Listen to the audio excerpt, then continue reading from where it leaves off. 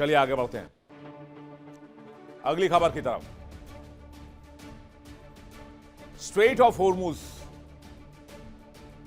आज की तारीख में सबसे हॉट टॉपिक, चाहे वो किसी भी देश को उठाकर आप ले लीजिए, किसी भी देश के लिहाज से बात कर लीजिए, इंक्लूडिंग हिंदुस्तान। अगर स्ट्रेट ऑफ हॉर्मुज नहीं खुला तो दुनिया की तेल लाइफलाइन अटक जाएगी और यही अब जंग का सबसे बड़ा अखाड़ा है। अमेरिका ने इतनी ताकत लगा ली, 4-4, 5-5 एयरक्राफ्ट कैरियर्स भेज दिए, डिस्ट्रॉयर्स भेज दिए, आर्माडा भेज दिया, 50,000 सैनिकों की तैनाती कर दी, लेकिन हॉर्मुज नहीं खुलवा पाए। लेकिन इस जंग में अब कुछ ऐसे हालात बन रहे हैं जो अमेरिका के लिए ठीक नहीं है। आपको तो पता है रूस और चीन पहले ही खुलकर ईरान के साथ हैं और अब हॉर्मुज की लहर सीधे पहुंच गई है संयुक्त राष्ट्र। वहां पर एक ऐसे देश ने अमेरिका के खिलाफ जाने का फैसला किया है जो अब तक अमेरिका का बहुत करीबी रहा है। अरब देशों ने ईरान पर शिकंजा कसने के लिए यूएन में सैन्य कार्रवाई की मांग उठा दी है। यूनाइटेड नेशन सिक्योरिटी काउंसिल में अर्जी लगाई गई है, दस्तखत लगाई गई है कि दुनिया के तमाम बड़े मुल्क मिलकर ईरान को रोकें और हॉर्मुज को खुलवाएं। लेकिन यहां कुछ ऐसी ताकतों ने खेल पलट दिया जो अमेरिका के बहुत करीबी माने जाते थे। रूस और चीन से तो आप वाकिफ हैं, वो अमेरिका के बहुत करीबी नहीं है, लेकिन फ्रांस ने इस मामले में ऐसा कदम उठाया जिससे पूरा अमेरिका सख्ते में।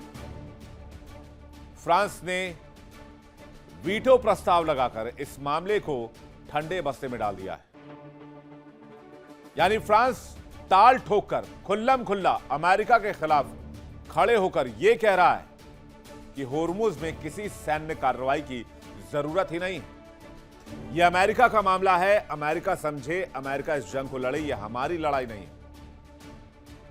चलिए समझते हैं यूएनएससी में चल क्या रहा है। यूनाइटेड नेशन सिक्योरिटी काउंसिल, पहली बार इस जंग में यह वर्ड हम सुन रहे हैं। यह मामला अब सिक्योरिटी काउंसिल तक पहुंचा है। चलिए, कोई तो एक ऐसी संस्था है जो हमारे देश में चर्चा का विषय बनी है, जो पूरे विश्व के मामलों को सुलझाने वाली संस्था मानी जाती है। कम से कम ये एक्टिव तो हुए हैं। बेशक हाथी के दांत दिखाने के कुछ और खाने के कुछ और होते हैं, लेकिन यूएनएससी में मामला पहुंचा है तो चलिए समझते हैं यूएनएससी में हुआ क्या है। संयुक्त राष्ट्र सुरक्षा परिषद बहरीन के उस प्रस्ताव पर मतदान कराने वाला था जिसका उद्देश्य था स्ट्रेट ऑफ हॉर्मुज के आसपास कमर्शियल जहाजों की सुरक्षा सुनिश्चित हो। इसके लिए पूरी दुनिया में जितने भी बड़ी सैन्य शक्तियां हैं वो मिलकर एक टुकड़ी वहां तैनात करें और उन जहाजों की सुरक्षा करें, और अगर ईरान इसमें दखल देता है तो फिर वो ईरान के खिलाफ लड़ाई लड़े। हालांकि वोटिंग नहीं हो पाई, लेकिन पक्ष कई देशों ने अपना अपना सामने रख दिया। चीन ने पहले ही साफ कर दिया था कि वो ऐसे किसी भी प्रस्ताव का विरोध करेगा जिसमें सैन्य बल के प्रयोग की अनुमति दी जाए। रूस ने भी चीन का समर्थन दिया, ईरान का समर्थन दिया और कहा कि ईरान के खिलाफ ऐसे किसी भी वैश्विक सैन्य कार्रवाई के प्रस्ताव का वो विरोध करता है। लेकिन इस बीच चौंकाने वाली बात सबसे ज्यादा यह रही कि फ्रांस ने अमेरिका के खिलाफ यूएनएससी में ताल ठोक दी और हॉर्मुज में जॉइंट ऑपरेशन के ऊपर वीटो लगा दिया, जबकि फ्रांस खुद नेटो देशों में शामिल है। अमेरिकी अधिकारियों के मुताबिक सुरक्षा परिषद के कई स्थायी सदस्यों ने इस प्रस्ताव का विरोध किया, जिसे बहरीन ने अपने खाड़ी पड़ोसी देशों के साथ मिलकर तैयार किया था। बहरीन द्वारा तैयार किए गए इस प्रस्ताव में सदस्य देशों और बहुराष्ट्रीय नौसैनिक बलों को सभी आवश्यक साधनों का उपयोग करने की अनुमति मांगी गई थी, ताकि समुद्र में अंतर्राष्ट्रीय आवाजाही को बाधित होने से बचाया जा सके। हालांकि सुरक्षा परिषद के 3 स्थायी सदस्य रूस, चीन और फ्रांस ने साफ कर दिया कि वो सैन्य बल के उपयोग की अनुमति देने के पक्ष में नहीं है। अमेरिका को इसलिए बहुत बड़ा झटका लगा। अमेरिका एंटिसिपेटेड था पहले से ही कि चीन और रूस साथ नहीं आएंगे, लेकिन फ्रांस उसके साथ खड़ा होगा अमेरिका के।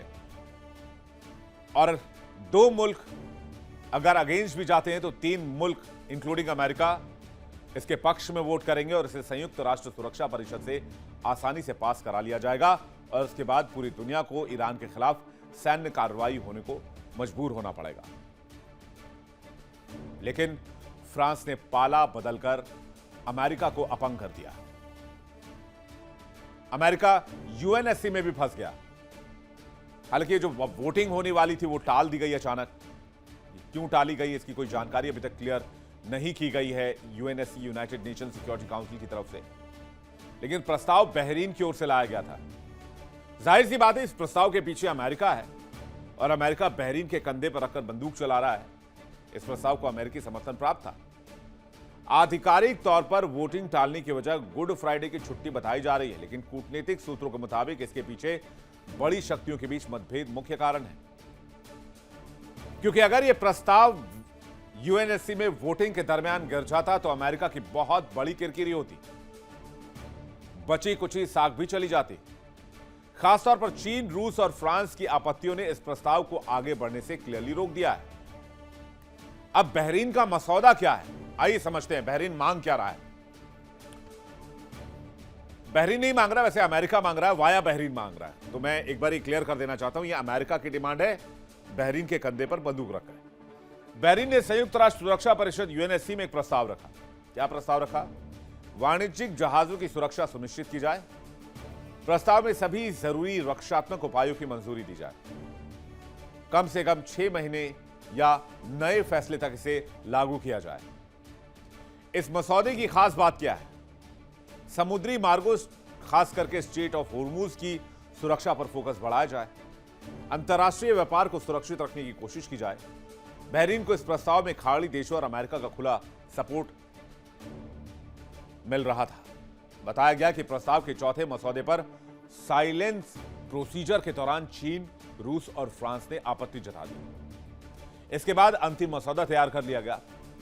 भले ही यह संयुक्त राष्ट्र की छुट्टी का दिन हो, संयुक्त राष्ट्र सुरक्षा परिषद में प्रस्ताव पास होने के लिए कम से कम 9 वोट और स्थायी सदस्य में से हर किसी का राजी होना बहुत जरूरी है।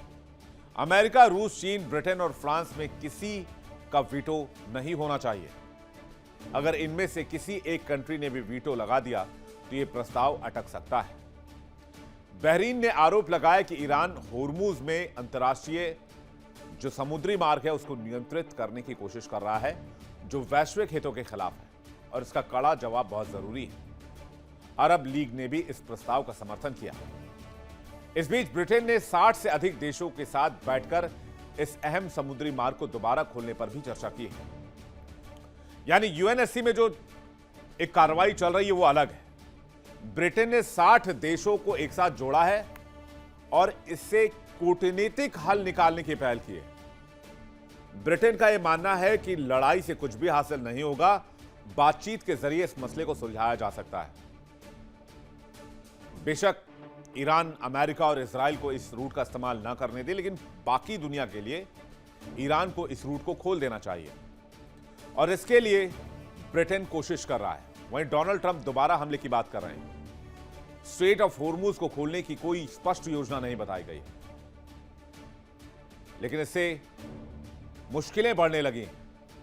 अब जरा वीटो पावर भी समझ लीजिए, जिस वीटो पावर का इस्तेमाल फ्रांस ने किया है अमेरिका के खिलाफ, जबकि ऐसा होता नहीं था, क्योंकि वीटो में अमेरिका, चीन और जो रूस और जो चीन है वो एक तरफ है, जबकि अमेरिका, फ्रांस और ब्रिटेन एक तरफ माना जाता है।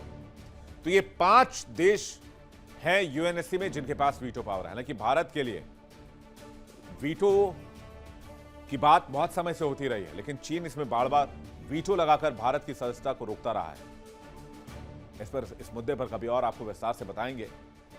लेकिन अब वीटो का इस्तेमाल कब होता है ये भी जान लीजिए। प्रस्ताव को रोकना हो, नए सदस्यों के प्रवेश के लिए या फिर महासचिव की नियुक्ति के लिए।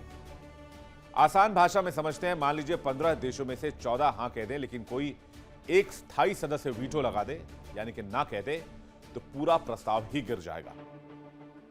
खास करके यूएनएससी में किसी भी प्रस्ताव को पारित करने के लिए 5 के 5 स्थायी सदस्यों का सहमत होना बहुत जरूरी है। अब समझिए कि अलग अलग से रूस ने इसका विरोध क्यों किया, चीन ने इसका विरोध क्यों किया और फ्रांस ने इसका विरोध क्यों किया? तो पहले रूस से शुरुआत करते हैं।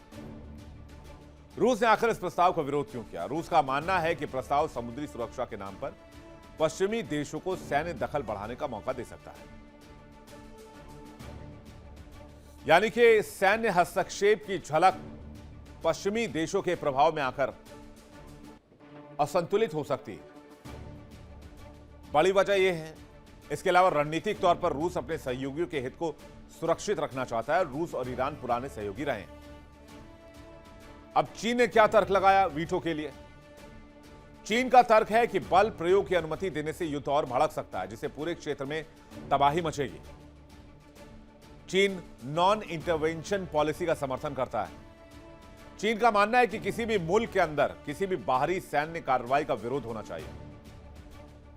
इसके अलावा चीन इस इलाके में ईरान का पुराना सहयोगी रहा है।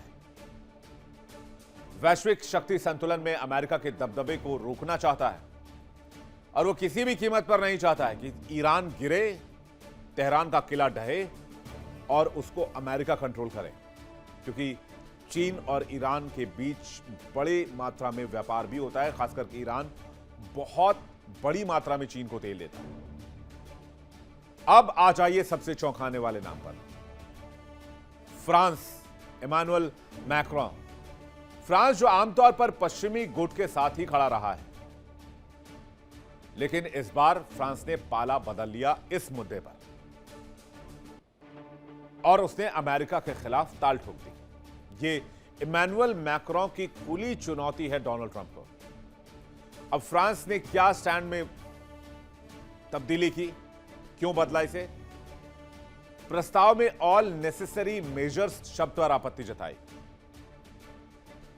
यूरोपीय कूटनीति में स्वतंत्र रुख दिखाना चाहता है फ्रांस। किसी भी बड़े सैन्य टकराव से बचने की रणनीति है। साथ ही फ्रांस का यह मानना है कि यूएन में पारदर्शिता और स्पष्ट मैंडेट की बात होनी चाहिए। यानी रूस और चीन ने वीटो का डर दिखाकर अमेरिका को सीधे सैन्य दखल देने से फिलहाल तो रोक दिया, लेकिन फ्रांस ने अपने स्टैंड से पूरे अमेरिका को चौंका दिया। डोनाल्ड ट्रंप के पैरों तले से जमीन ही खींच ली। इसके बाद अमेरिका यूएनएससी में भी एक तरीके से हार चुका है और जब भी इस पर वोटिंग होगी, इसमें वोट क्लियर हैं। ईरान में होर्मुज में किसी भी तरह से अंतर्राष्ट्रीय सैन्य दल की तैनाती नहीं होनी जा रही है और न ही दुनिया मिलकर ईरान के खिलाफ कोई कार्रवाई करेगी, खास करके होर्मुज को लेकर। देखिए इंडिया डेली 24/7 अब आपकी स्मार्ट टीवी पर। इंडिया डेली मौजूद है सभी डिजिटल प्लेटफॉर्म पर लाइव और लगातार। इंडिया डेली 24/7 हर दिन राष्ट्र को समर्पित।